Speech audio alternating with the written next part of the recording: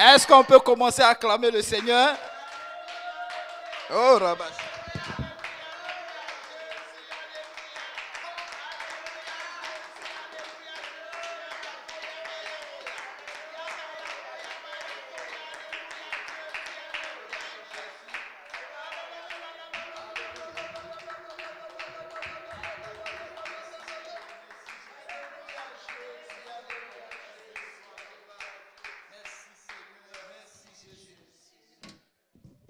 Amen.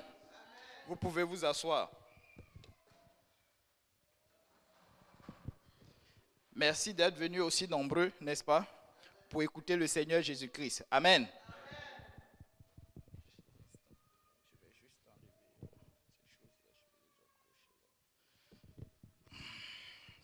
Vous savez, c'est un honneur pour moi de me tenir devant vous. Je sais que ce n'est pas la première fois, mais sachez que ce n'est pas aussi facile. Hein? Vous êtes, je sais que vous avez tellement entendu, vous avez entendu des prédications, et puis les meilleures d'ailleurs. Quand je regarde sur un peu partout, j'essaye de sonder un peu les enseignements qui sont donnés un peu partout. Hors de notre église, je vous le dis, nous sommes nourris et nous sommes bénis. Amen. Il n'y a pas match. En Afrique, dans mon pays, on dit il n'y a pas match. Match, ça veut dire qu'il y a un opposant, il y a quelqu'un qui fait que, bon, n'est-ce pas, il y a un adversaire pour lequel on va réfléchir et puis on va chercher qui va gagner. Non, il n'y a pas match. Dès les premiers instants, il tombe. Amen. Alléluia.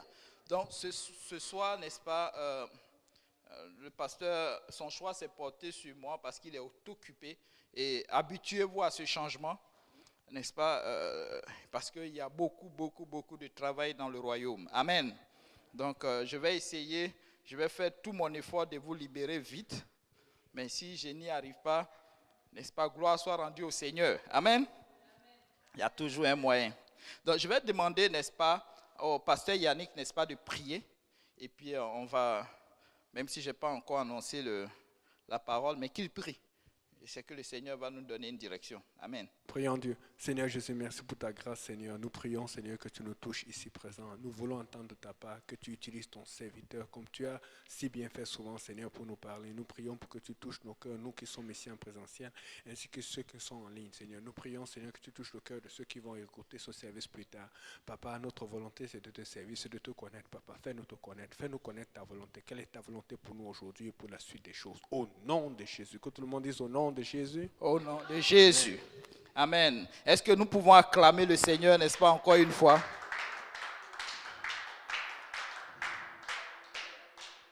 Amen. Amen. Amen. J'aimerais vraiment remercier tout le pasteur Kaozi, sa famille et puis tout le collège pastoral, n'est-ce pas, qu'il dirige.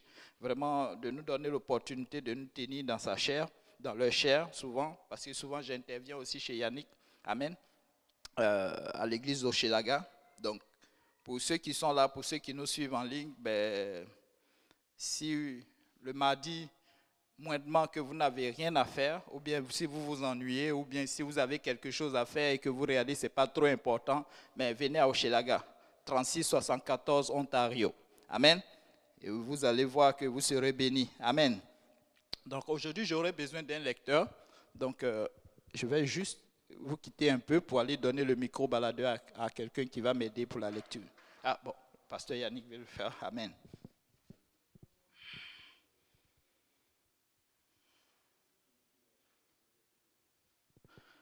Gloire à Dieu. Vous savez, dans ce monde dans lequel nous sommes, nous ne sommes pas seuls. Amen. Nous ne sommes pas seuls. Souvent, on peut passer par une situation et puis on considère tellement la situation qu'on se retrouve comme dans un univers où il n'y a que nous seuls. Amen. Souvent des sentiments. Souvent tu peux être là tout simplement parce que, je ne sais pas, par un esprit qui est en promenade, n'est-ce pas, vous le laissez, n'est-ce pas, s'accaparer de vous. Et vous vous retrouvez dans une situation comme, vous développez un sentiment comme vous êtes seul. Vous pouvez être au milieu de beaucoup de personnes, mais dans le cœur, vous êtes loin. Amen. Vous êtes très loin. Amen. Vous savez,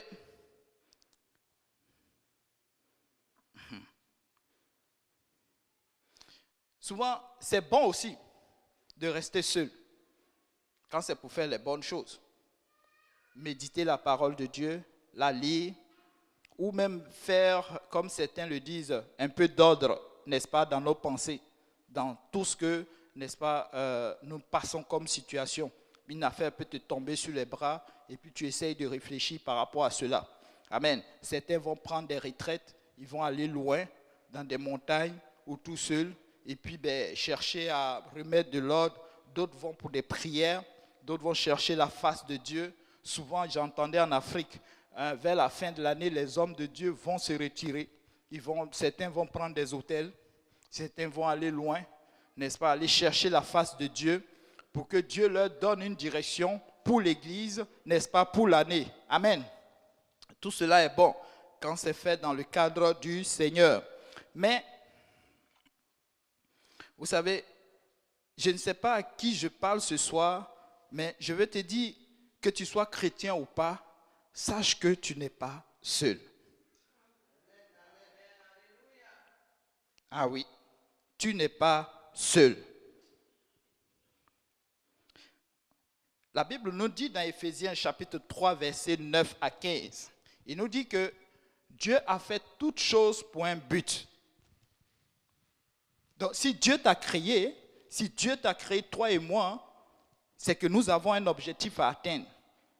Et Dieu ne nous a pas abandonnés. La situation que tu vis, il n'y a rien de nouveau sur la terre. Il n'y a rien de nouveau sur la terre. Tout n'est qu'un éternel recommencement. Le problème que tu vis aujourd'hui, la situation que tu passes actuellement, sache que quelqu'un d'autre, peut-être même vit même situation la pire que toi. Amen. Peut-être même que la personne vit une situation peut-être moindrement que pour toi. Peut-être aussi que la personne même est au bord. Vous savez, ce matin, au travail, je fais du télétravail et beaucoup de personnes m'appellent.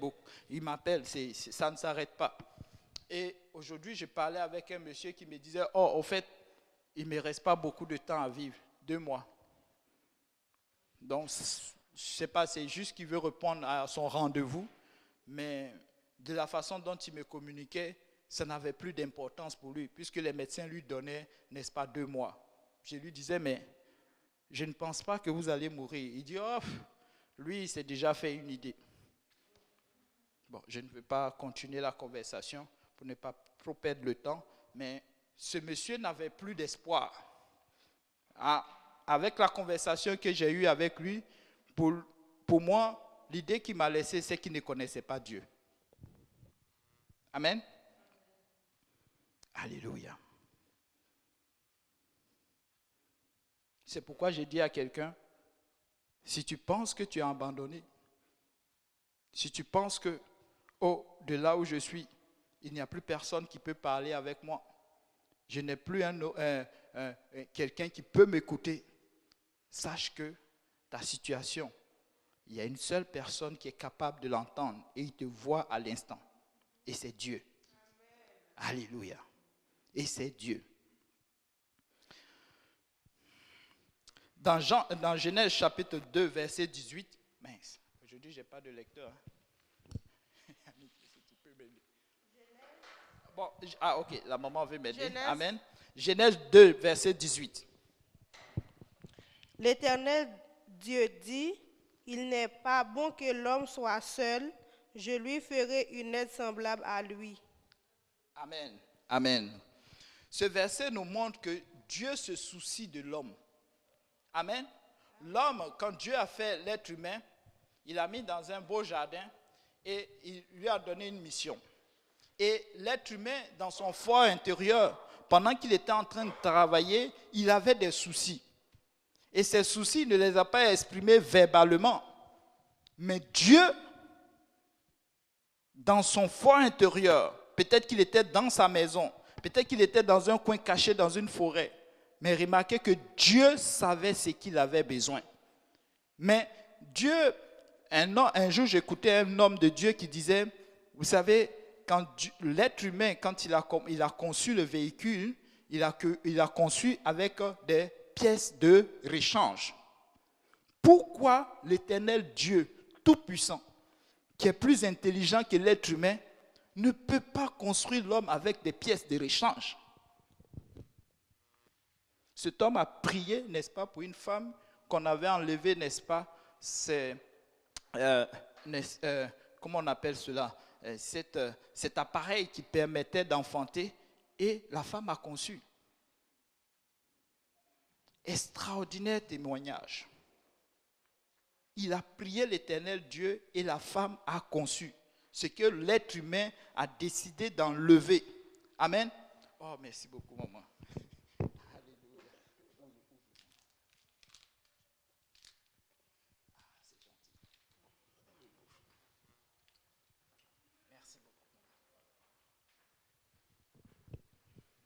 Et pour cette personne qui avait subi, n'est-ce pas, cette opération, pouvait se dire que c'était fini pour elle.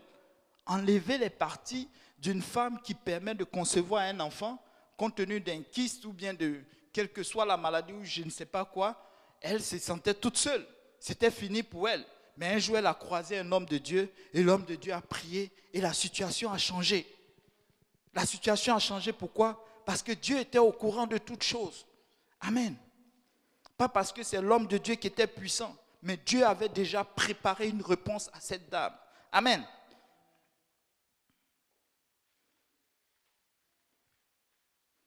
Pour chaque être humain que Dieu a créé, Dieu a un plan. Tantôt je l'entendais. Nous ne sommes pas seuls.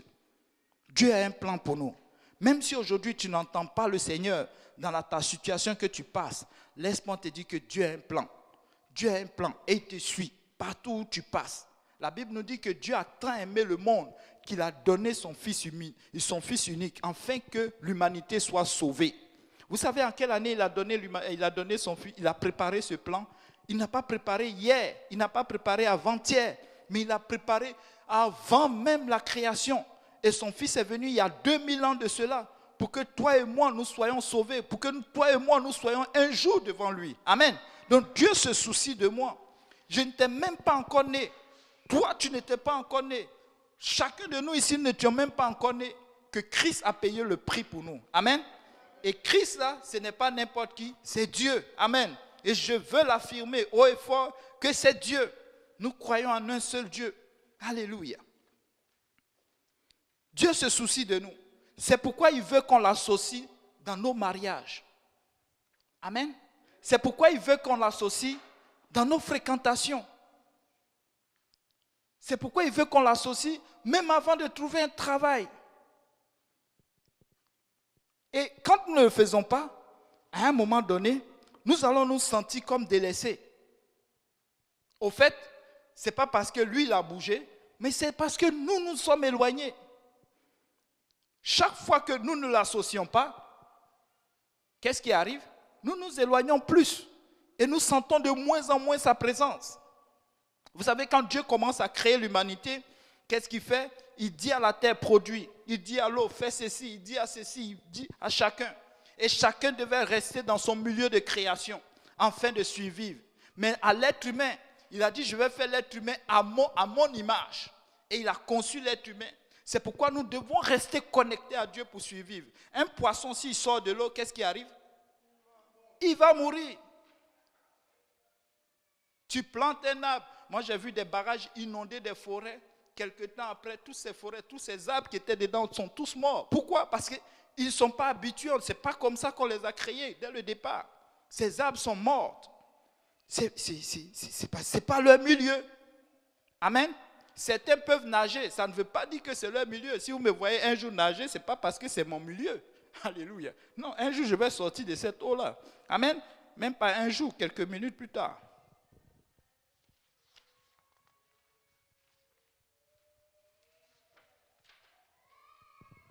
Dans Genèse 2, 15. Genèse chapitre 2, verset 15. L'Éternel Dieu prit l'homme et le plaça dans le jardin d'Éden pour le cultiver et pour le garder. Voilà l'objectif de Dieu.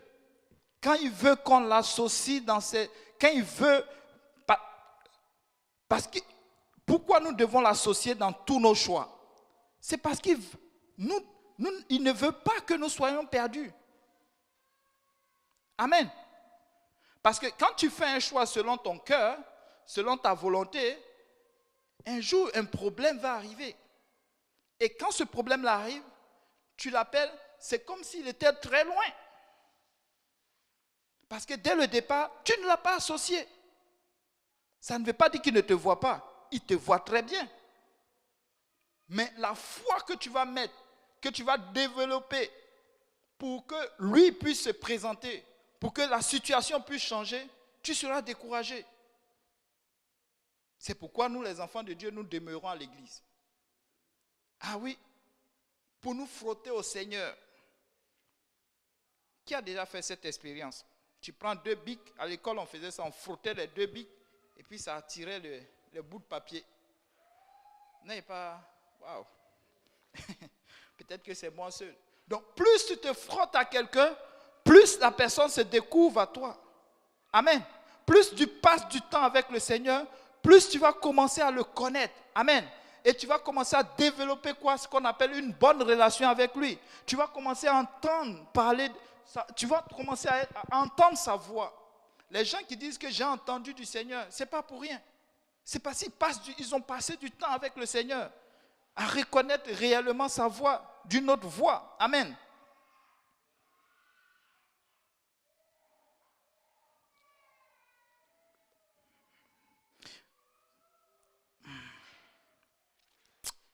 Vous savez, l'attitude de solitude, nous pouvons la voir partout. Il n'y a pas d'âge pour ça. Il n'y a pas d'âge. Il n'y a pas que lui-là il est chrétien, lui-là il n'est pas chrétien. Non, tout le monde peut se sentir à un moment comme tout seul. Amen. Mais pour le chrétien, si tu es chrétien et que tu es assis là ce soir et que tu m'écoutes ce soir, il y a une solution pour toi. J'ai une solution pour toi. La solution, c'est que tu t'es trop éloigné de Dieu. Amen. La position dans laquelle tu es, tu t'es détourné de Dieu et que tu as pris une autre direction. Dieu n'a pas changé. Dieu n'a pas bougé. Dieu ne bouge pas. Il est là. Il est partout. Il remplit le monde entier. Mais c'est toi qui te détournes des commandements de Dieu. La Bible nous dit, je serre ta parole dans mon cœur, afin de ne point pécher contre toi. Ta parole est une lumière à mes pieds. Donc, quand tu te détournes, tu fais tes choix et que tu ne pries pas. La vérité, c'est ça. Tu ne pries pas parce que tu ne lis pas la Bible. Et quand tout ceci est associé, tu commences à t'éloigner de l'église. Et nous allons parler un peu de ça.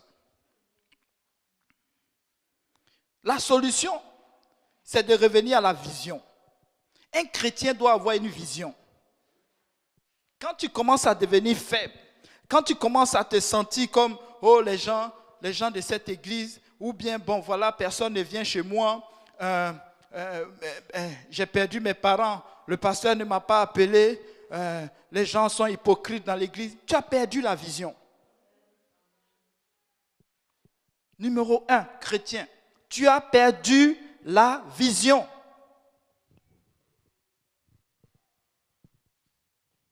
En fait, quand nous venons au Seigneur, on était chaud, on se fait baptiser, rempli du Saint-Esprit. Quand on sort de là, parfois certains même veulent gagner le monde entier. Ça, c'est une vision qui n'était même pas préparée. Mais à cause, parce que il y a comme un feu qui a commencé en toi. Mais quand tu as commencé à marcher, à un moment donné, c'est comme ça. Le Seigneur fait tomber la manne. Amen. Et puis à un moment donné, il dit, bon, il faut que tu te débrouilles toi-même. Maintenant. C'est-à-dire que tu vas commencer à planter, tu vas attendre, ça va produire, tu vas commencer à préparer, tu vas aller casser du bois, tu vas faire ceci. Mais avant, ça tombait du ciel. Quand tu viens au Seigneur pour la première fois, c'est ce qui arrive. Quand tu parles à quelqu'un, c'est comme les gens se convertissent en même temps. La parole de Dieu est là. Tu pries, tu peux démontrer le Saint-Esprit. Tu vois les choses, tu as chaud dans le cœur. Mais à un moment donné, cette présence se fait de moins en moins présente en toi. Et c'est toi qui dois aller le chercher. Amen. Il perd la vision. Tu as perdu totalement la vision.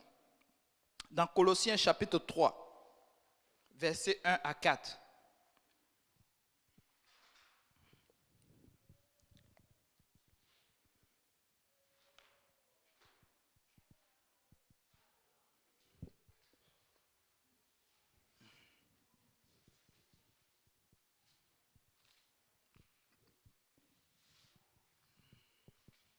Colossiens, chapitre... Non, 2 Corinthiens... oui, c'est ça. Commençons par Colossiens. Colossiens, chapitre 3, versets 1 à 4. Si donc vous êtes ressuscités avec Christ, cherchez les choses d'en haut où Christ est assis à la droite de Dieu. Okay. Oui, amen. Donc, vous voyez, un chrétien doit avoir la vision. La vision, c'est quoi? Nous devons rechercher les choses de où? De en haut. Le chrétien ne regarde pas les choses terrestres. Oh, bon, une maison, une villa. Certains même songent. À un moment, tellement ils sont tombés bas, ils commencent à chercher une deuxième épouse. Mais oui. Un deuxième boulot. Je recherche de beaux fauteuils, de beaux murs, ceci, cela. Tu ne fais que réfléchir qu'à ça. Il y a un problème. La vision. Et les choses célestes. Et les âmes qu'on doit gagner. À un point où même que tu perds les âmes, tu perds la vision. Et toi-même, totalement, c'est fini. Tu hypothèques ta vie rien que pour gagner le terrestre. Bientôt, nous allons partir. Ces choses vont rester. Quand on se refroidit, c'est parce que nos yeux ne sont plus portés vers le haut, mais nos yeux sont portés vers devant nous. Et ça, c'est la vision la plus égoïste. Vous savez, quand tu regardes en haut et que tu commences à penser, tu commences à réfléchir, tu commences à prier pour ces choses-là, tu as une vision vraiment mondialiste. Tu as une vision vraiment de gagner les âmes, tout le monde. Ça, tu ne vois plus le laïcien, tu ne vois plus le catholique, tu ne vois plus l'imam, tu ne vois plus, je ne sais pas moi, le blanc, le vert. Je vous dis, dans ces dernières années, j'ai entendu plein de choses. Les gens sont arrivés à un niveau où les gens, maintenant, ils se cherchent un Jésus noir. Mince. C'est devenu une affaire de blanc et noir, racisme. Dans l'église, moi j'ai posé une question à quelqu'un un jour dans l'évangélisation. J'ai dit, mais c'est quoi le message? Qu'il soit noir, qu'il soit vert, qu'il soit jaune. Mais c'est quoi le message? Mais le Jésus qui arrive, il vient pour sauver l'humanité ou il vient pour sauver une race? C'est-à-dire un type de personne. Vous voyez? À quel niveau nous tombons lorsque nous perdons totalement la vision? Dans 2 Corinthiens chapitre 4, verset 14.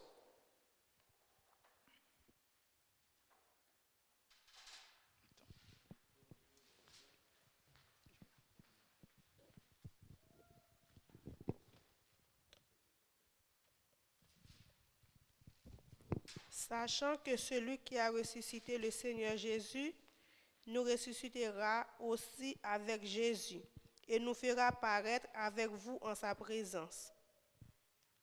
Amen. Amen. Donc, vous voyez, on n'est pas seul. Lorsqu'on devient chrétien, qu'on s'est fait baptiser, on n'est pas seul. Il y a quelqu'un qui est là avec nous. Amen. On ne va pas se sauver tout seul. Non. Il est là. Amen.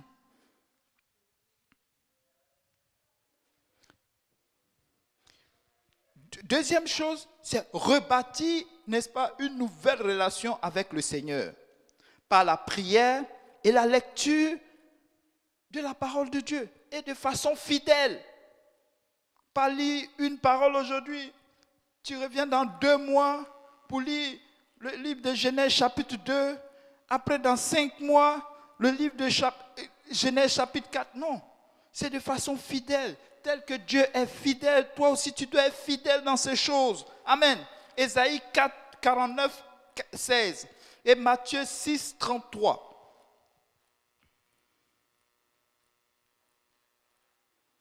Vous savez, Dieu est fidèle et il nous aime de plus en plus. Il nous aime plus que nous pensons à nous-mêmes. Ésaïe 49, verset 16. Papa Gauthier, Matthieu chapitre 6, verset 33. Si tu l'as après la maman, tu peux lire.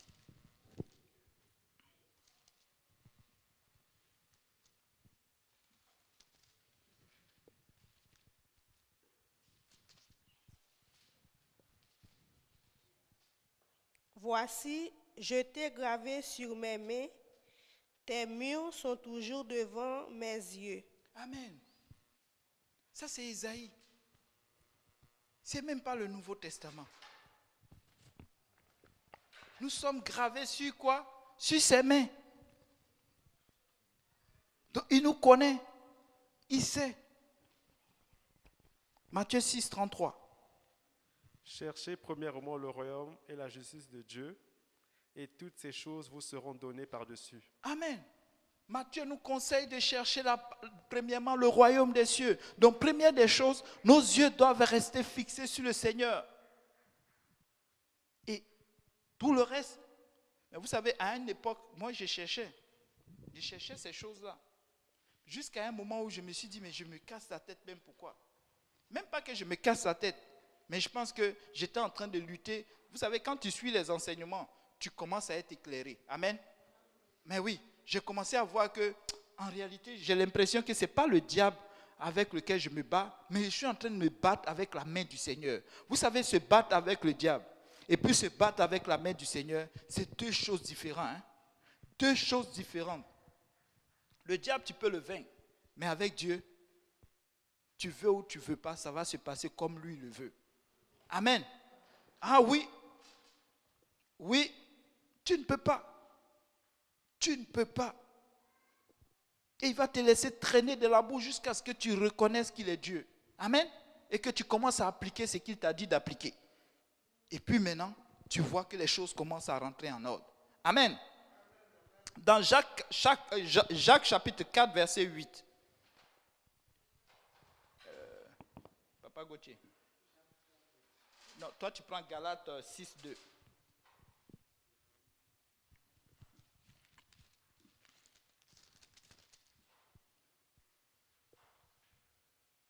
Approchez-vous de Dieu et il s'approchera de vous. Nettoyez vos mains pécheurs, purifiez vos cœurs, hommes irrésolus. Amen. Donc, si tu veux vraiment rebâtir cette relation avec le Seigneur, non seulement tu commences à bâtir ta relation en changeant ta vision, c'est-à-dire tu ne regardes plus aux choses terrestres, mais tu commences à regarder aux choses célestes. Amen. Et tu commences à te purifier. Et comment tu te purifies? Par la lecture de la parole. Tu lis et tu l'appliques à toi. Amen. Et ça, tu n'es pas seul. Dieu nous a laissé un beau livre qui s'appelle la Bible. C'est pour ne pas qu'on se sente seul. Amen. Dans le combat que nous avons à livrer. Galates 6, 2. Portez les fardeaux les uns des autres et vous accomplirez ainsi la loi de Christ. Amen. Nous devons nous porter les fardeaux les uns les autres. Amen. Maman, tu dois prier pour moi. Moi aussi, je dois prier pour vous, maman. Amen. Vous devez prier pour le pasteur Yannick. Nous aussi, Yannick aussi a le commandement de prier pour vous. Amen. Nous devons nous porter les fardeaux les uns les autres. Tu dois voir le péché de quelqu'un et puis le laisser. Tu dois prier même pour celui qui n'est pas encore sauvé. Amen. Tu vois que ton frère passe par une situation difficile et tu dis c'est bien fait pour lui. Non, méchant serviteur. Méchant serviteur. Jean chapitre 15, verset 13.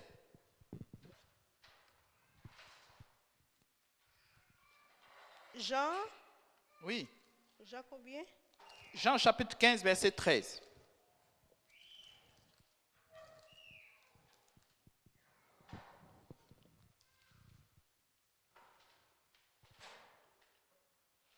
Il n'y a pas de plus grand amour que de donner sa vie pour ses amis. Vous savez, Amen. Maman, Amen. Vous savez, il y a 2 commandements que le Seigneur nous a donnés. Il a résumé cela dans les 10 commandements ou 20 commandements ou 630 commandements, tout ce que vous voulez dans toute la Bible. 2 commandements. Qui les connaît? C'est-à-dire toute la Bible se résume en 2 commandements. Tu aimeras le Seigneur, je le dis dans la Bible.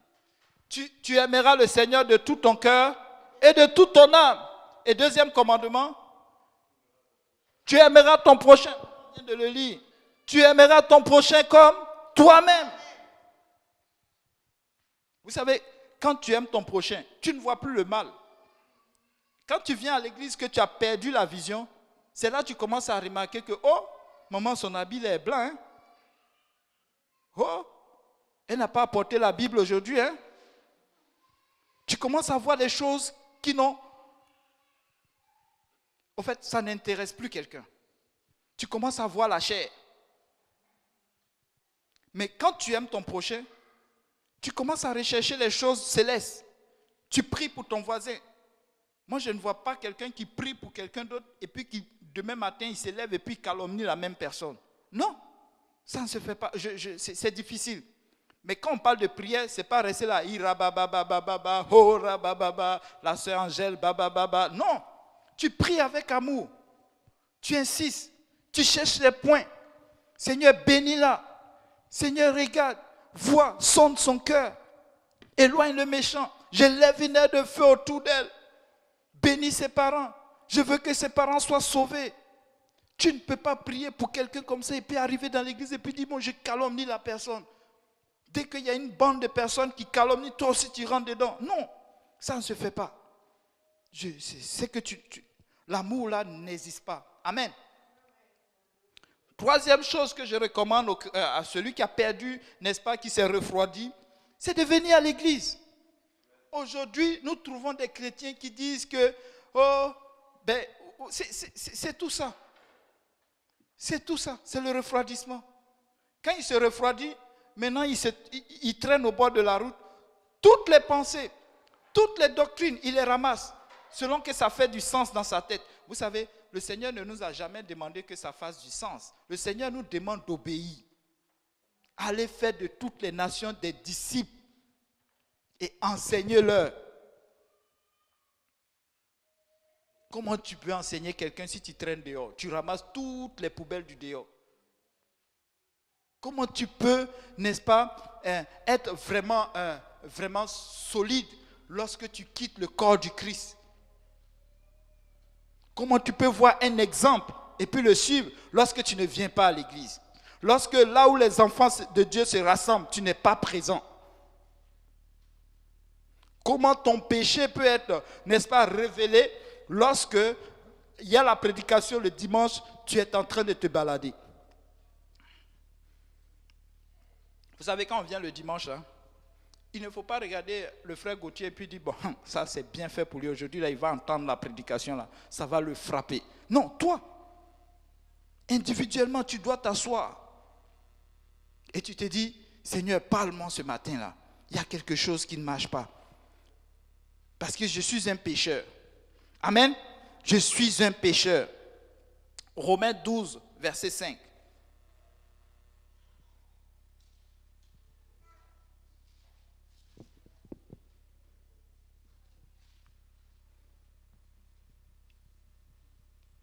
Ainsi, nous qui sommes plusieurs, nous formons un seul corps en Christ et nous sommes tous membres les uns des autres. Amen. Ainsi, nous qui sommes forts, nous sommes plusieurs, nous sommes quoi? Nous formons un seul corps en Christ. Nous formons un seul corps. Et nous sommes tous membres les uns des autres. Amen. Moi, je n'ai jamais entendu ma main gauche en train de critiquer ma main droite. Ils font partie du même corps. Amen. Et la bouche en train de critiquer le pied. C'est le même corps. Où le pied allait là où, n'est-ce pas, le bras n'y est pas. Nous sommes un même corps. quand le pasteur donne une vision, tout le monde doit s'arrimer à cette vision-là. Oh, moi j'ai ma vision. Le pasteur, je ne sais pas où il allait chercher sa vision. Ah! Il y a un problème.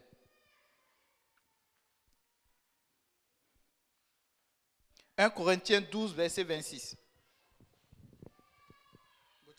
Prends Éphésiens 2, oui, verset 19 à 22.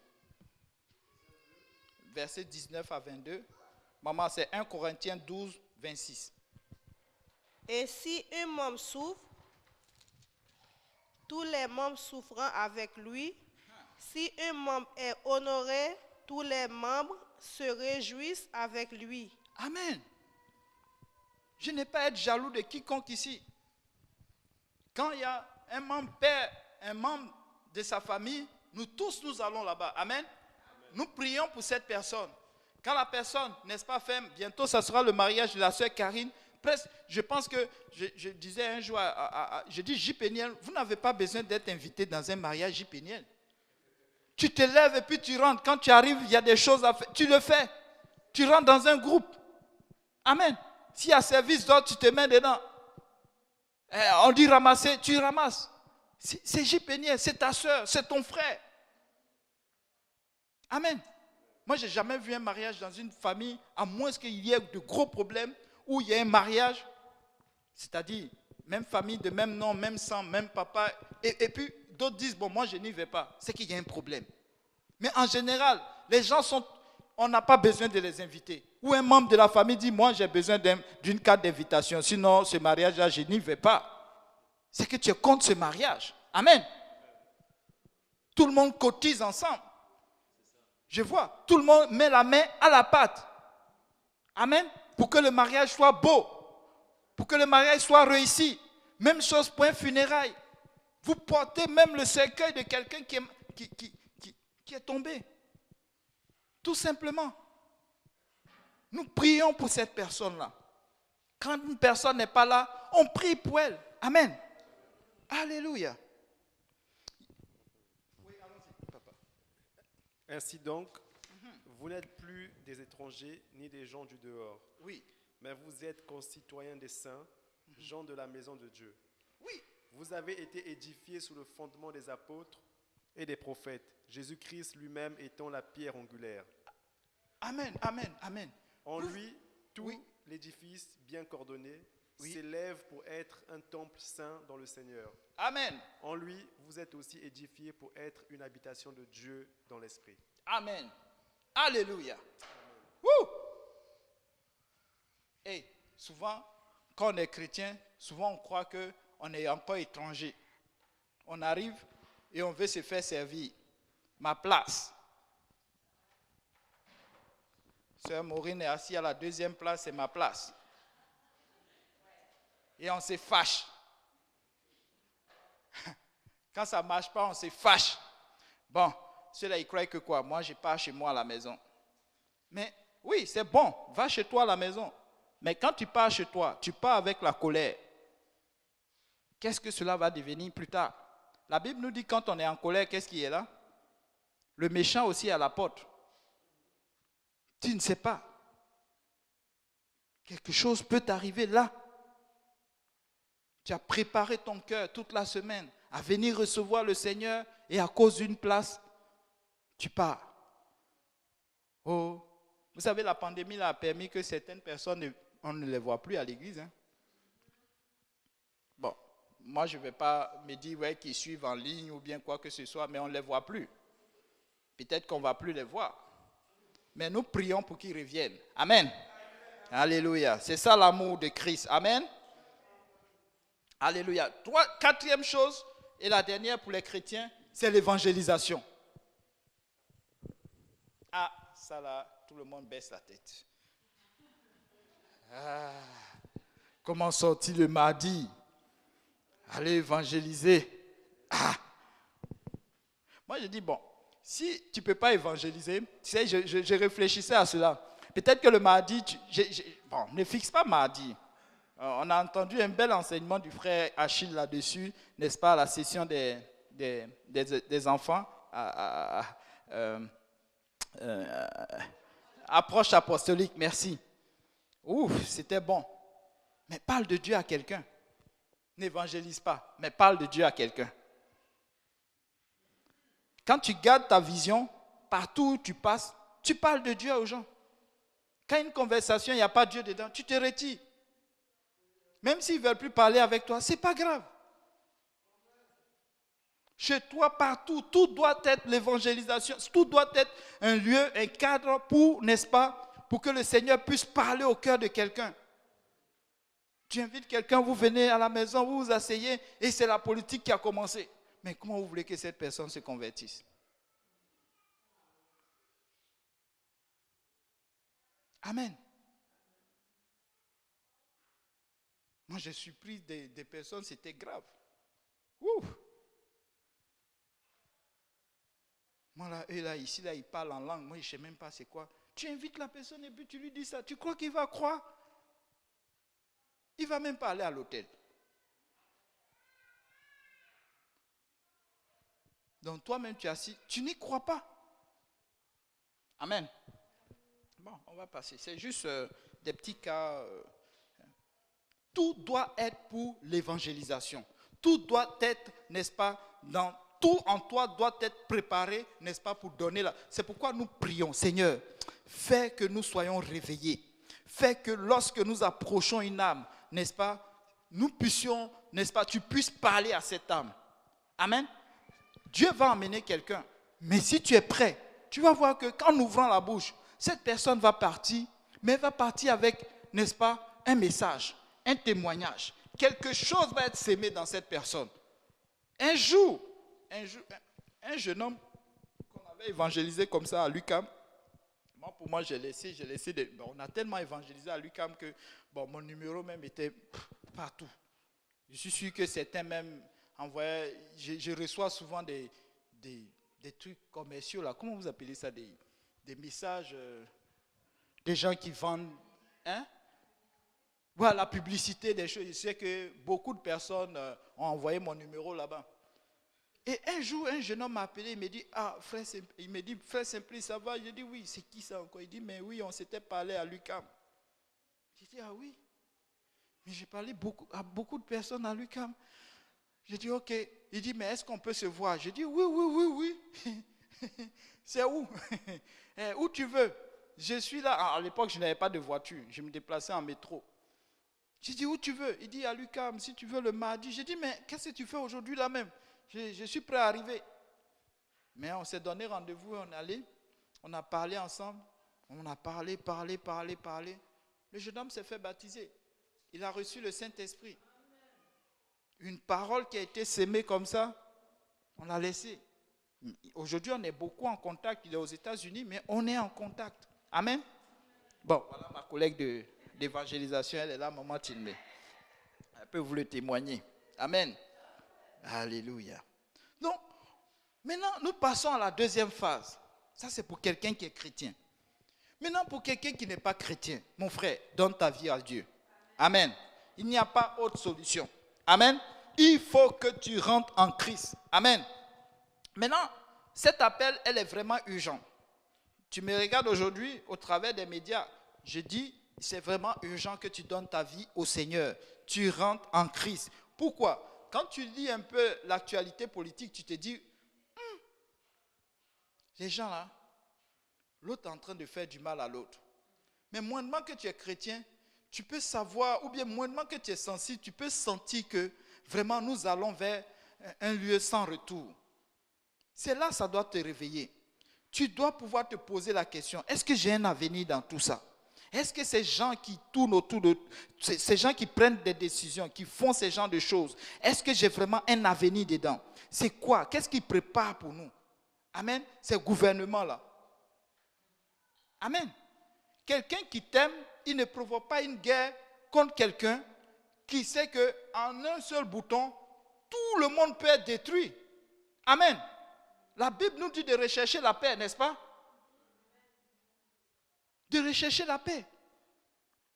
Quand tu invites quelqu'un à tirer, mais tu rentres dans une guerre, il y a beaucoup de personnes qui vont mourir.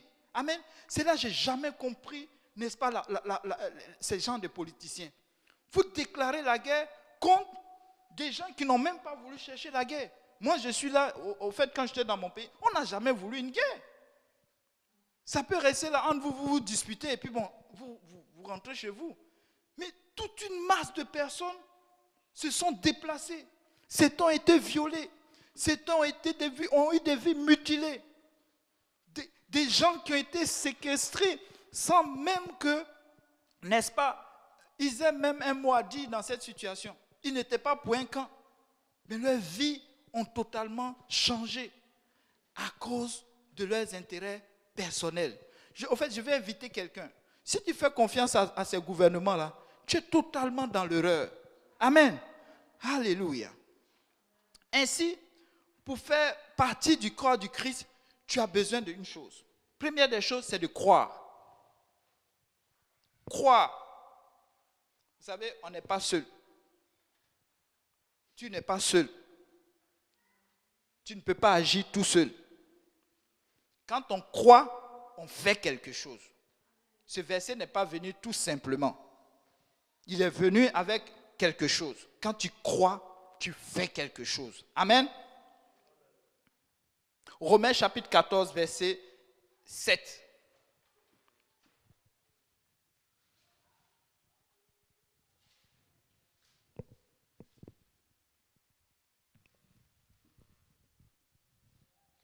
En effet, nul de nous ne vit pour lui-même et nul demeure pour lui-même. Amen. Vous savez, quand on commence, j'ai dit tantôt que quand tu commences à avoir cette vision qui est portée vers toi, c'est l'égoïsme. Tu ne vis pas pour toi-même. Tu ne peux pas dire que je me suis fait moi-même. Un jour, j'ai entendu un jeune homme dire ça, je me suis fait moi-même. Mais comment ça, tu t'es fait toi-même? Je pouvais comprendre, mais en réalité, si tu es un peu, tu vas te dire, mais comment? Et tu es venu au monde tout seul? Mais ça a pris quelqu'un d'autre. Amen. Chaque décision que tu prends, ça affecte quelqu'un. Amen. Si nous vivons, c'est pour la gloire de Dieu. Amen. 1 Jean chapitre 3 verset 18.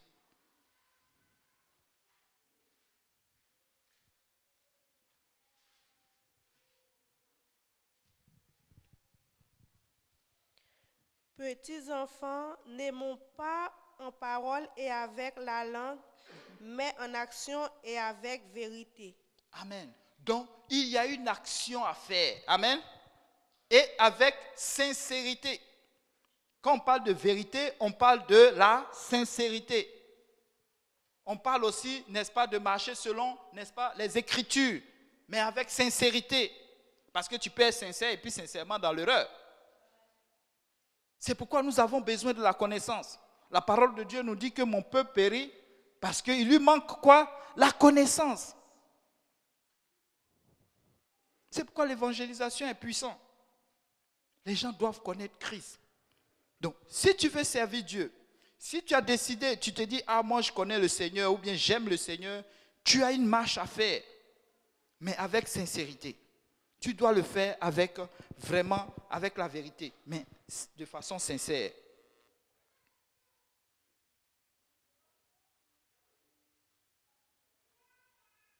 La Bible nous dit que celui qui est en Christ est une nouvelle créature.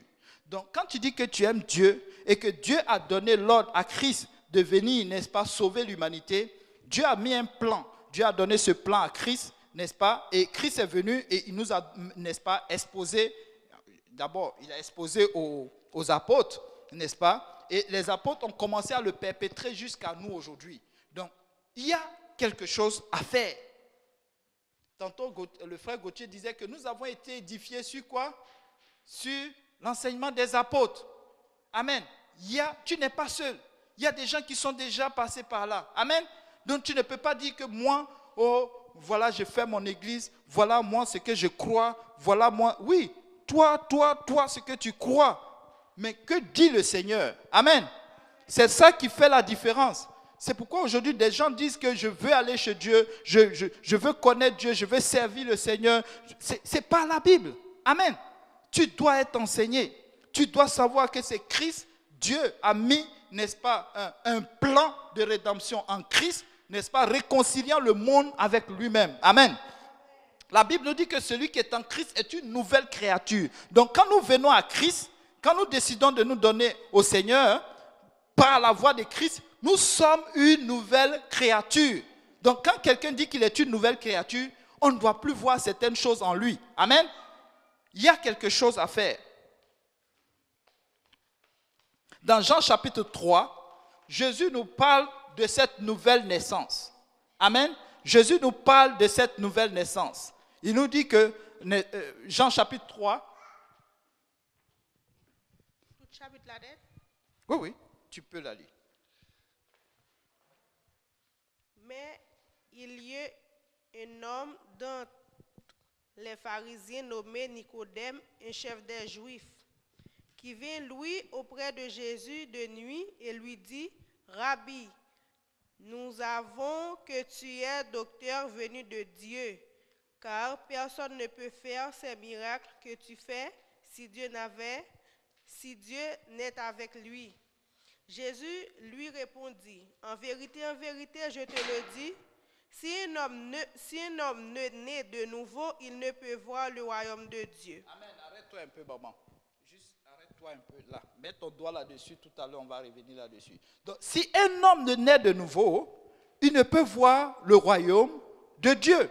Vous voyez, Jésus commence un enseignement. Et il commence l'enseignement avec qui? Un docteur de la loi. C'est pourquoi cette écriture, cet évangile, ce n'est pas réservé à une élite. Ce n'est pas réservé à un corps. Ce n'est pas réservé à une race. Mais oui, c'est peut-être réservé à une race. Mais pour ceux qui veulent aller, n'est-ce pas, dans le royaume de Dieu. Amen. C'est une race qui porte un nom. Alléluia. Donc, si tu ne nais d'eau, si tu ne nais de nouveau, tu ne peux voir le royaume de Dieu.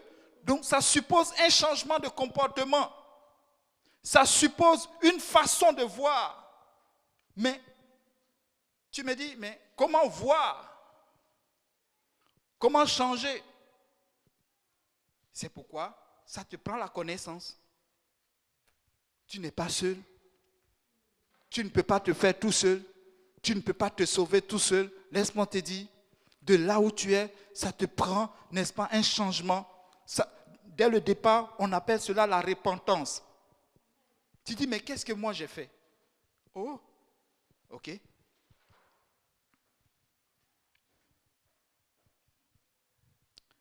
Qu'est-ce que tu as fait? Psaume chapitre 5, verset 15.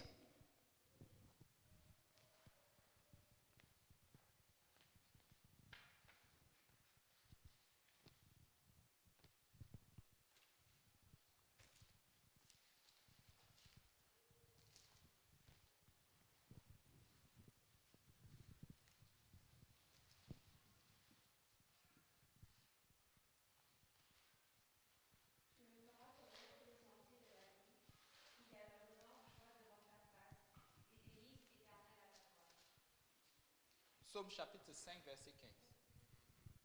Verset 15. Psaume 5, verset 15.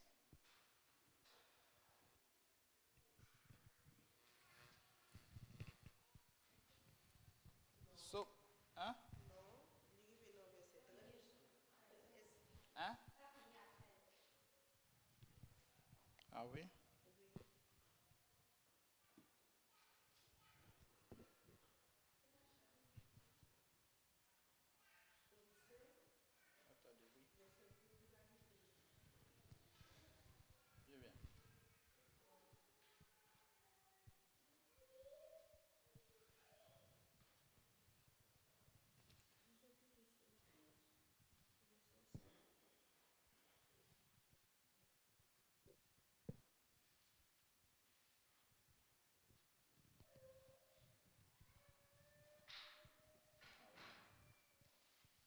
Bon, ok. Le psaume parlait de David.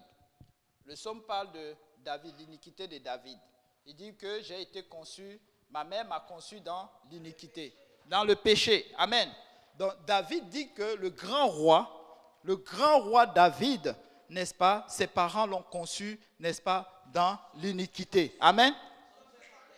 Psaume 51, merci beaucoup. Donc, je me suis trompé, désolé. Un petit truc qui est parti à gauche, à droite, mais c'est bon. Ah.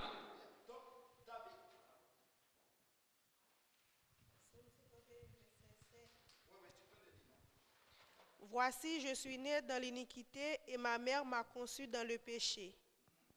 Mais tu veux que la vérité soit au fond du cœur. Alléluia. Alléluia. Donc, ce psaume exprime, n'est-ce pas, ce psaume parle, n'est-ce pas, du fait que David, bon, on va dire David, n'est-ce pas, dit que ses parents l'ont conçu dans l'iniquité. Donc, quand David naissait, il était déjà pécheur. Mais David, c'est qui? C'est l'homme selon le cœur de Dieu. Amen. L'homme que Dieu a choisi. Mais lui, il dit que, n'est-ce pas, il est né pécheur. Effectivement, il a raison. Il a raison. Nous tous ici, nous sommes pécheurs. Amen. C'est pourquoi nous avons besoin de nous repentir. La Bible nous dit que quand Adam et Ève ont péché, Dieu a condamné le péché dans la chair. De fait que quand tu nais, tu deviens automatiquement pécheur. Amen. Donc tu dois te repentir pour cela. Tu as dit, mais je n'ai rien fait. Mais oui, le péché est déjà dans la chair. Le péché est déjà dans la chair. Adam est parti. Il n'est pas là pour répondre de ses actes. Donc, qu'est-ce que tu fais? Si aujourd'hui, quelqu'un dit, bon, voilà, j'ai donné un héritage de $100,000. Je sais qu'il y a beaucoup qui vont courir. D'abord, le nom de qui est sur cet héritage. Mais si on dit qu'il y a des dettes qui viennent avec, bon, vous voyez, nous sommes vivants, nous aimons cela. Mais on dit qu'il y a le péché. Alors, il y a quelque chose à faire. Mais la Bible nous dit que ce n'est pas au-dessus de nos forces. Dieu ne nous a pas laissés orphelins. Amen. C'est pourquoi il nous a envoyé un plan de rédemption. Amen. C'est pourquoi nous pouvons être libres aujourd'hui de ce péché-là. Amen. C'est pourquoi la Bible nous dit que sans effusion de sang, il n'y a pas de pardon des péchés. Mais où aller chercher ce sang-là? Où aller chercher ce sang? Vous savez, j'ai fait un petit schéma ici. Sans effusion de sang, il n'y a pas de pardon des péchés. C'est Hébreux 9, 22. Le sang égale à Jésus. Amen. Et Jésus égale à quoi? À la parole. Il dit, je suis la parole. Mais sans effusion de la parole, comment les gens vont se repentir? Romains 8, 3. Commençons d'abord par là. Cette fois-ci, j'espère que c'est correct. Et puis quelqu'un prépare l'autre, ça sera Romains 10, 14 à 21. Romains 8, 3. Ouais, Romains 8, 3. Car chose impossible à la loi, parce que la chair la rendait sans force. Dieu a condamné le péché de la chair en envoyant à cause du péché son propre Fils dans une chair semblable à celle du péché. Amen. Mais, oui, Romains 10, 14 à 21. Comment donc invoqueront-ils celui en qui ils n'ont pas cru, et comment croiront-ils en celui dont ils n'ont pas entendu parler? Et comment en entendront-ils parler s'il n'y a personne qui prêche? Et comment il y aura-t-il des prédicateurs s'ils ne sont pas envoyés? Selon qu'il est écrit qu'ils sont beaux les pieds de ceux qui annoncent la paix. Amen. De ceux qui annoncent de bonnes nouvelles. Donc il y a quelque chose à faire. Dieu ne nous a pas laissés seuls. Nous ne sommes pas seuls. Tu dois apprendre.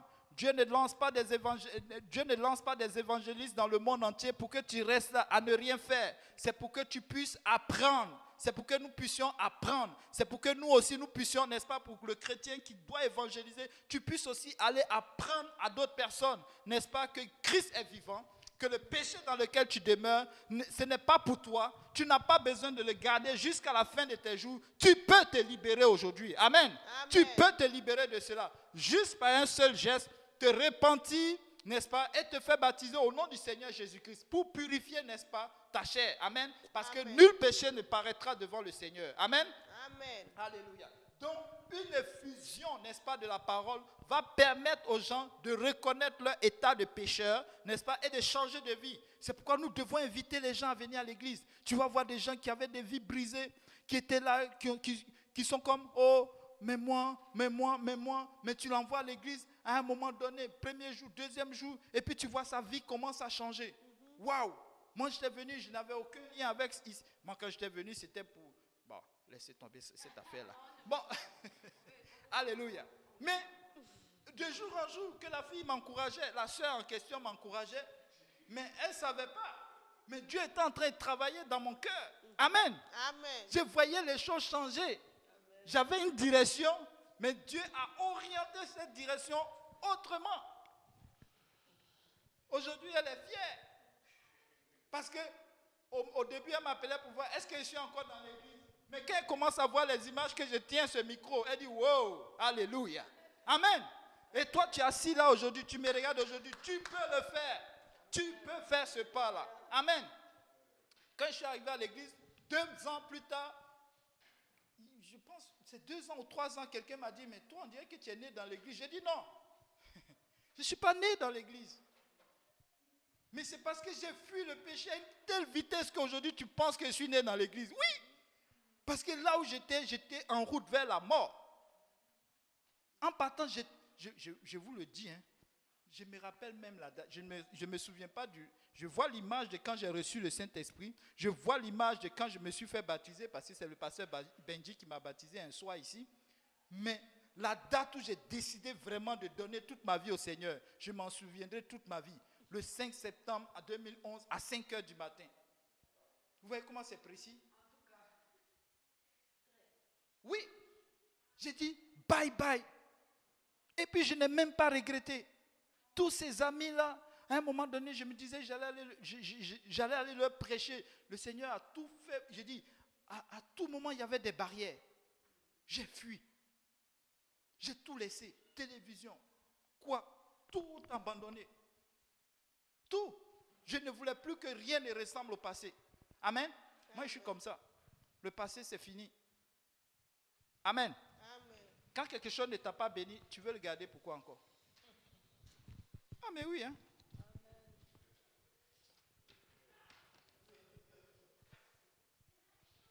Et quand tu finis l'étape de la repentance, parce qu'il faut vraiment que tu te repentes.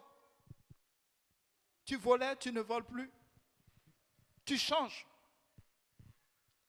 Tu changes complètement. Tu prends la décision de servir le Seigneur. Est-ce que quand nous sommes venus au Seigneur, est-ce que nous avons continué à pécher? Oui, nous avons continué à pécher. Mais est-ce que nous sommes demeurés dans le péché? Non.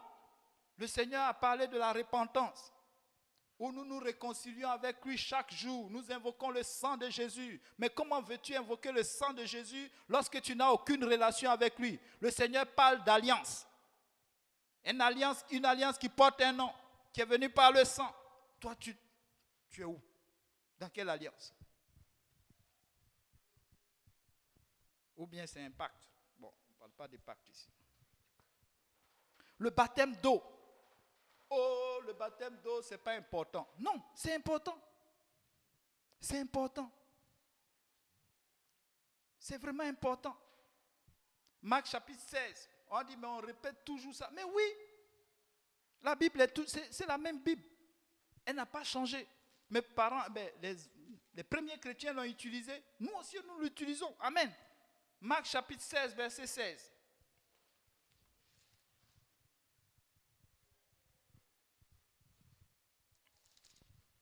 Et Romains 6, 3.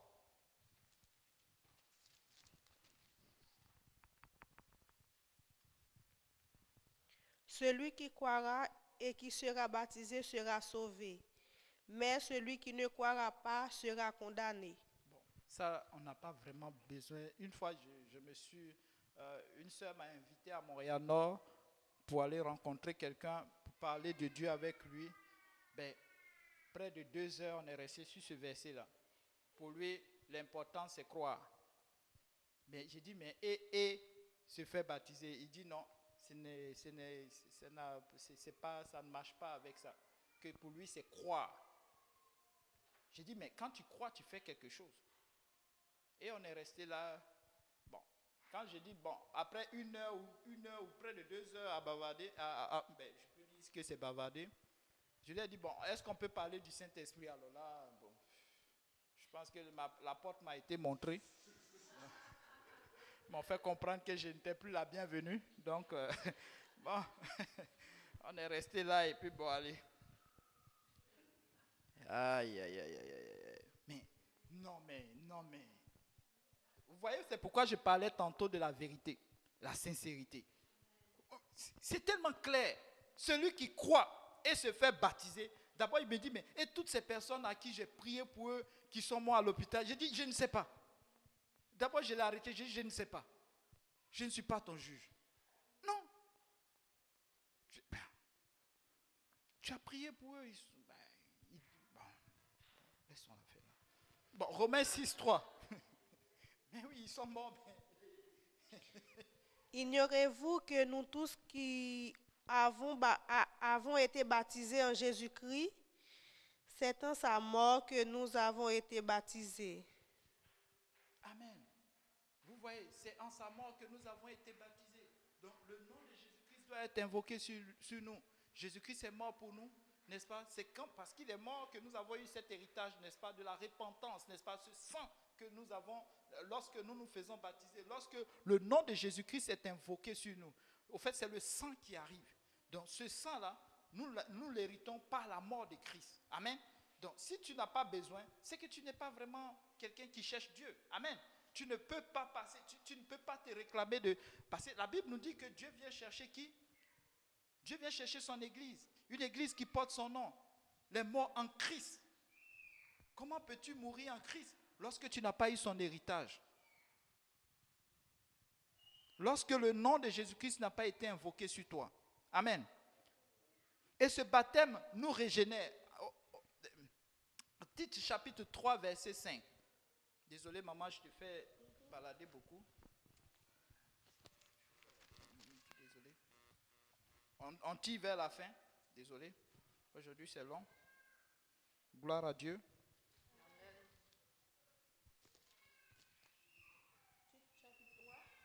Tite chapitre 3. Et si quelqu'un peut prendre, n'est-ce pas, Éphésiens chapitre 5, verset 25 à 26. Tite chapitre 3, verset 5. Oui, vas-y maman. Il nous a sauvés, non à cause des œuvres de justice que nous aurions faites, mais selon sa miséricorde, par le baptême de la génération et le renouvellement du Saint-Esprit. Amen. Ce n'est pas parce que nous faisons de bonnes œuvres que nous sommes sauvés. Ce n'est pas parce que nous avons, n'est-ce pas, donné à manger à quelqu'un ou nous avons vu quelqu'un qui mourait sur la route, nous l'avons transporté à l'hôpital. Ce n'est pas parce que quelqu'un était en train de, je ne sais pas moi, nous avons donné de l'argent. Je vois certaines personnes distribuer l'argent à tous ces itinérants qui demandent de l'argent à gauche, à droite, croyant qu'ils sont en train de gagner le ciel, croyant qu'ils sont en train de porter une œuvre qui va vraiment toucher le cœur de Dieu et il y aura un changement. Laissez-moi vous dire, dans la Bible, il y a un exemple. Nous prenons Corneille. La Bible nous dit qu'il faisait l'aumône. Il priait, mais il faisait l'aumône. Quel Dieu, on ne sait pas. Mais l'essentiel, il y a le Dieu de gloire, le Dieu que nous servons a répondu. Donc moi, je peux attester que c'est peut-être ce Dieu-là qui servait. Amen. Qui priait. Amen. Et Dieu a envoyé quelqu'un. Si tu pries, Dieu va envoyer. Il a envoyé un ange à une personne même qui n'avait rien à voir avec l'église. Dieu peut envoyer quelqu'un. Oh, j'attends un ange. Non. Dieu peut envoyer ton frère à côté de toi. Peut-être que c'est moi qui te parle aujourd'hui. Parce que quand je viens ici, ce n'est pas pour me vanter, mais je rêvais, n'est-ce pas, de cet esprit. C'est pourquoi Jésus pouvait dire que l'esprit, l'esprit du Seigneur est sur moi aujourd'hui pour annoncer la bonne nouvelle. C'est une bonne nouvelle que je suis en train de t'annoncer. Pas pour ma gloire, pas pour la gloire de quelqu'un, pas pour la gloire de mon pasteur, mais je suis en train de t'annoncer une bonne nouvelle. Prends ce qui est bon, mais rejette ce qui n'est pas bon. Amen. Si j'ai dit quelque chose qui n'est pas correct, laisse-le, mais prends ce qui est bon. Répands-toi. Tu as besoin de sortir de là où tu es. Et si tu n'es pas baptisé au nom de Jésus-Christ, l'opportunité t'est donnée aujourd'hui. Aujourd'hui, Dieu nous a rendus plus mobiles et plus flexibles que plus jamais. Amen. Avant, on avait des problèmes à coordonner les choses, mais aujourd'hui, c'est plus. La pandémie là nous a fait. Nous pouvons te baptiser là où tu es. Tu es à Chimugabou, on peut arriver là-bas. Tu es en Égypte, on peut arriver là-bas. Amen. Parce qu'aujourd'hui, on m'entend partout. Amen. On te voit partout. Maman, on vous voit. Vous voyez la petite affaire qui est là, là. De là, on voit partout. Des gens donnent des témoignages. Tu peux te faire baptiser au nom de Jésus-Christ. Des gens ont prié pour certains. Et en direct, à l'écran, la personne de l'autre côté a reçu le Saint-Esprit. Amen. Donc tu peux le recevoir aujourd'hui. Il y a beaucoup de choses que tu peux faire. Mais si tu dresses ton cœur de façon sincère, la Bible nous dit qu'il arrive des temps maintenant où les gens vont l'adorer en esprit et en vérité. On a besoin des chrétiens véridiques. Amen. Pas des chrétiens qui viennent aujourd'hui, ils sont là, et puis demain matin, bon, c'est autre chose. On a besoin des chrétiens qui se tiennent. On a besoin des chrétiens qui prêchent l'évangile. On a besoin des chrétiens qui arrivent chez eux et puis disent, bon, et à chérie, non, demain matin, on évangile. Demain matin, on met ces gens, allez, tout le monde devient. C'est ça. Et puis se tiennent. Amen. Alléluia. On a besoin de ça dans l'église. Alléluia. Éphésiens 5.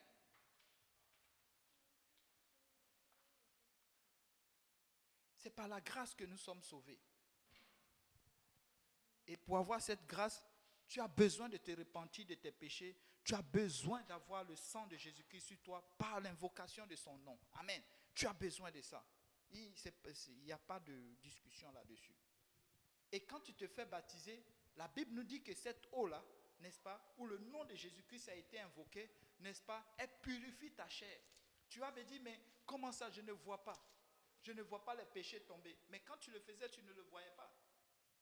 Mais pourquoi tu veux le voir partir aujourd'hui? Tu peux le voir partir aujourd'hui lorsque tu ne le fais plus. Si tu forniquais, tu arrêtes de forniquer. Voilà comment tu le vois partir. Vous savez, avant de venir au Seigneur, là, je ne sais pas si vous avez entendu, généralement le pasteur Abou aime vraiment donner comme exemple. Moi, j'aimais la bière, je buvais beaucoup.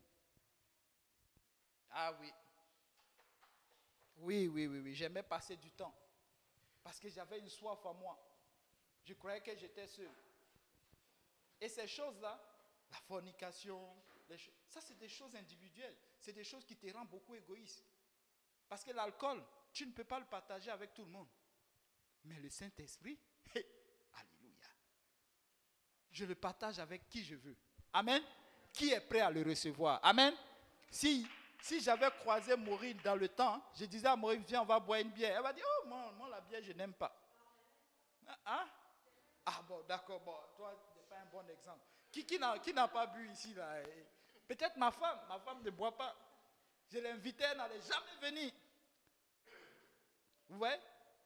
Je ne pouvais pas le partager. Mais avec le Saint-Esprit, ça ouvre n'importe quelle porte. Amen. Ça ouvre n'importe quelle porte. Sans le Saint-Esprit, moi, comment j'ai fait pour marcher avec les Haïtiens, Quand j'étais venu au Seigneur, je vais vous dire quelque chose, une révélation. Moi, ma part, je me suis dit, je vais gagner les Ivoiriens. Ça prend les Ivoiriens dans l'église. C'était ma vision. Ouf, il me faut gagner les Ivoiriens. Mais vous savez quoi? Dans mon cœur, quand je disais cela, le Seigneur m'écoutait. Vous savez, j'ai buté à 2 ou 3 murs jusqu'à ce que je me dise, ça c'est la main du Seigneur, il faut que je quitte là vite. Non, comme je vous l'ai dit dès le départ, là, il y a de ces situations, quand tu regardes, tu te dis, moins que tu lis la parole de Dieu, tu vas voir que ça c'est la main du Seigneur. Et l'autre, ça c'est vraiment le diable. Là, lui, tu l'affrontes, là, il n'y a rien à faire. Mais avec Dieu, tu ne l'affrontes pas. Tu laisses faire. Va faire ce qu'il t'a dit. Dès lors, ma vision a changé. Il faut gagner les Haïtiens. Il faut gagner les Camerounais. Il faut gagner je ne sais pas moi. Jusqu'à même, j'étais allé, un moment, vous pouvez demander à Yannick, je priais même pour le peuple autochtone. Et ce n'est pas fini, mais ça a baissé un peu, mais je continue de prier pour eux. Amen. Nous devons aussi les gagner. Si nous voulons gagner les Québécois, nous devons aussi gagner le peuple autochtone. Amen. Est-ce que vous voyez un groupe comme ça dans l'église? Une fois la vision m'a été frappée, et comme ça, il y avait, comment on appelle ça, Dimanche des Nations. Tout le monde passe, mais eux.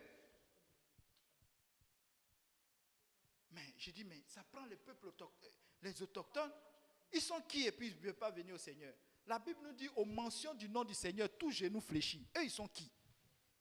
Ils doivent venir au Seigneur. Amen. Nous devons aussi les gagner. Si vous croisez un je ne sais pas moi, un Inuit, comment nous devons prier pour eux. Nous devons prier pour eux. Aidez-moi à prier pour ce peuple-là. Amen. Amen. Alléluia. Nous allons les gagner. Amen. Amen. Et nous aussi, nous allons les voir dimanche des nations en train de sauter, danser avec nous. Amen. Nous voulons aller au ciel avec eux. Amen. Amen. Et nous avons aussi le don du Saint-Esprit. Bon, on n'a pas lu Éphésiens 5. Tu l'as, maman? Lis-le. Il ne faut pas que les gens disent que c'est des paroles que je lance. Verset 25 à 26. Nous sommes en train d'atterrir. Marie, aimez vos femmes comme Christ a aimé l'Église et s'est livré lui-même pour elle, afin de la sanctifier par la parole après l'avoir purifiée par le baptême d'eau. Amen. Bon, ne vous arrêtez pas à Marie, aimez vos femmes.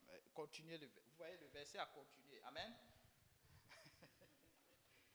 Non, parce que si on s'arrête là, c'est la distraction. Non, on ne s'arrête pas là. On continue. La Bible nous dit, le baptême d'eau purifie. Amen. Amen. Alléluia. Et c'est de ça qu'il est question. Amen. Amen. Alléluia. Donc, quand nous nous faisons baptiser, nous avons notre chair qui est purifiée. Amen. Amen. Et nous devons recevoir le baptême du Saint-Esprit. C'est important. Acte 2, 38. Amen. Amen. Et, non, laisse ça, maman. Va dans Jean chapitre 14, verset 15 à 18. Désolé d'être un peu long. Verset 15 à 18. Si vous m'aimez, gardez mes commandements. Amen. Et moi, je prierai le Père et il vous donnera un autre consolateur, Amen. afin qu'il demeure éternellement avec vous. Amen. L'Esprit de vérité que le monde ne peut recevoir parce qu'il ne le voit point et ne le connaît point. Mais vous le connaissez car il demeure avec vous et il sera en vous. Amen. Donc vous voyez, le Saint-Esprit, c'est ce qu'on appelle l'Esprit consolateur. Amen. Amen. Le Saint-Esprit vient, n'est-ce pas, en nous. Ce n'est pas pour que nous démontrons que nous savons parler en langue plus que tout le monde. Ce n'est pas pour, n'est-ce pas, ressusciter les morts seulement. Ce n'est pas pour faire des miracles seulement. Mais c'est pour nous d'abord. Amen. Amen. Nous d'abord. Le soin commence d'abord par nous. Parce que si tu n'y crois pas aux Écritures que tu lis, si tu n'as aucune révélation des Écritures que tu lis, il y a un problème. Amen. Amen. C'est la vérité. Si tu te sens toujours seul, ça veut dire qu'il y a longtemps tu as prié le Saint-Esprit. Il y a longtemps tu as prié en langue. Il faut être rebaptisé dans le Saint-Esprit. Et ça prend une seule chose, repentance. Repentance, pas confession. Oh, pasteur, Frère Yannick, ça ne va plus. Là, c'est comme quand je prie, ça ne monte pas au ciel. Ça ne monte même pas vers le plafond. Repends-toi. Tout simplement, rentre dans une... Il y a 12, comment on appelle ça, 12 salles ici. Même chez toi à la maison. Repends-toi. Confesse réellement le Seigneur. Seigneur, il y a longtemps j'ai lu ta Bible. Il y a longtemps j'ai lu ta parole. Il y a longtemps j'ai prié. Je me suis laissé entraîner, n'est-ce pas, dans les YouTube. Je me suis laissé entraîner dans les... Mais il faut lui dire. Il faut lui dire. Ne lui cache pas. Il faut dire réellement. C'est vrai. Tu vas dire non, mais le Seigneur le sait déjà. Non. Il ne sait pas. Dis-lui, confesse. Sinon, le mot confesser n'a pas sa place. Confesse. De la façon dont tu vas confesser un être humain, confesse aussi au Seigneur. Et tu vas voir que d'ici le jour qui suit, tu vas être rempli du Saint-Esprit. Amen. Et si tu appliques aussi la parole, le Seigneur va renouveler encore son amour. La Bible nous dit que c'est par amour qu'il a donné toutes ces choses. Amen. Amen. S'il n'a pas envoyé son Fils par amour, nous sommes là pour rien. Mais c'est par amour qu'il a envoyé Jésus-Christ.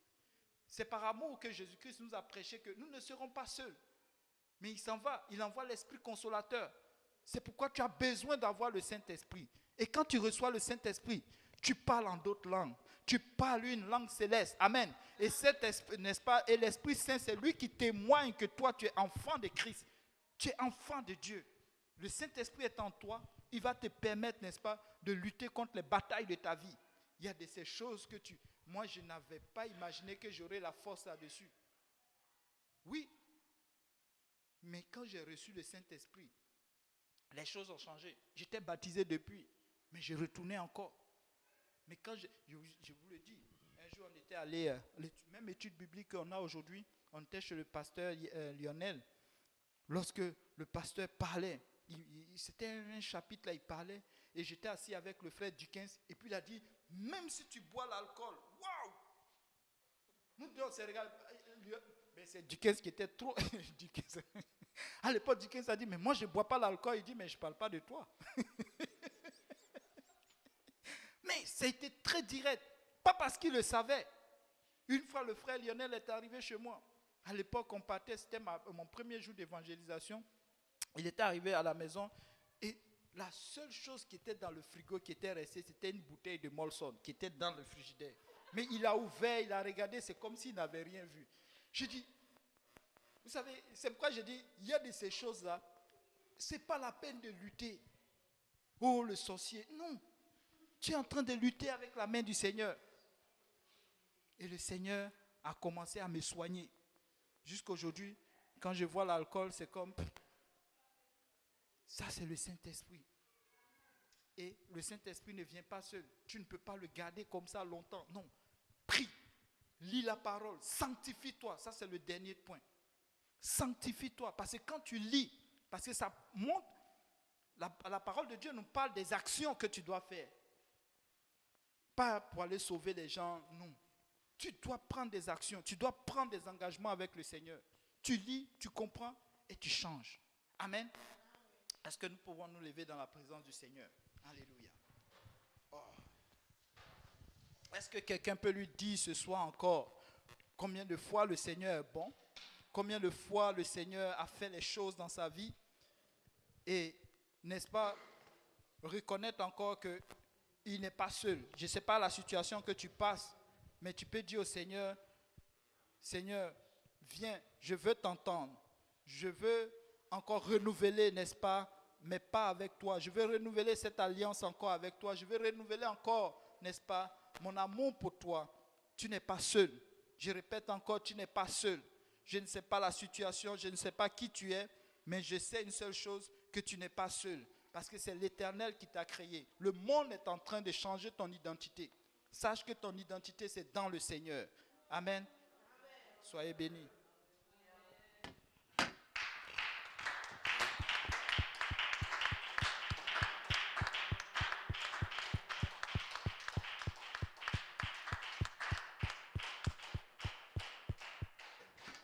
Alléluia.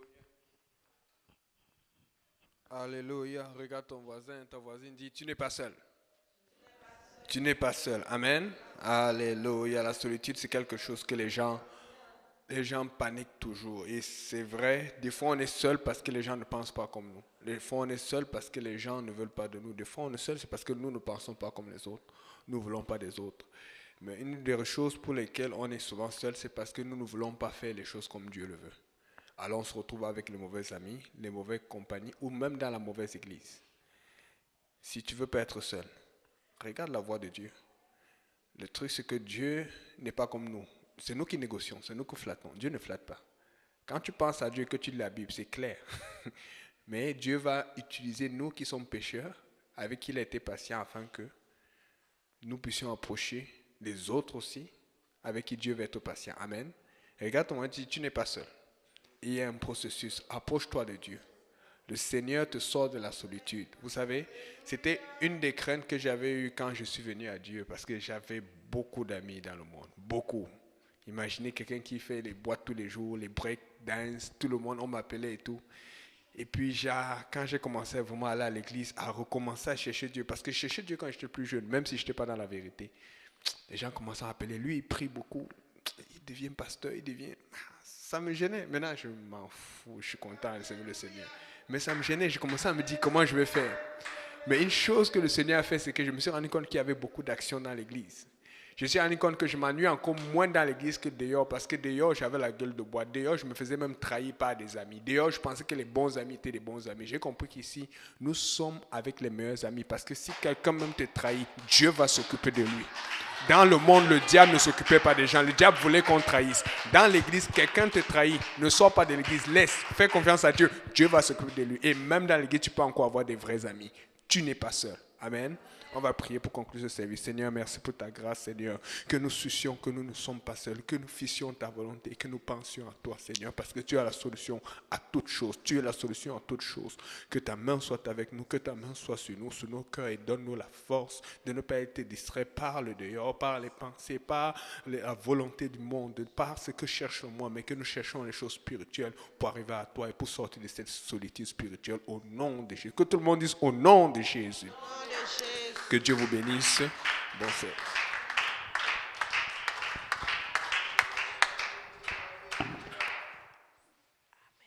Amen. Amen.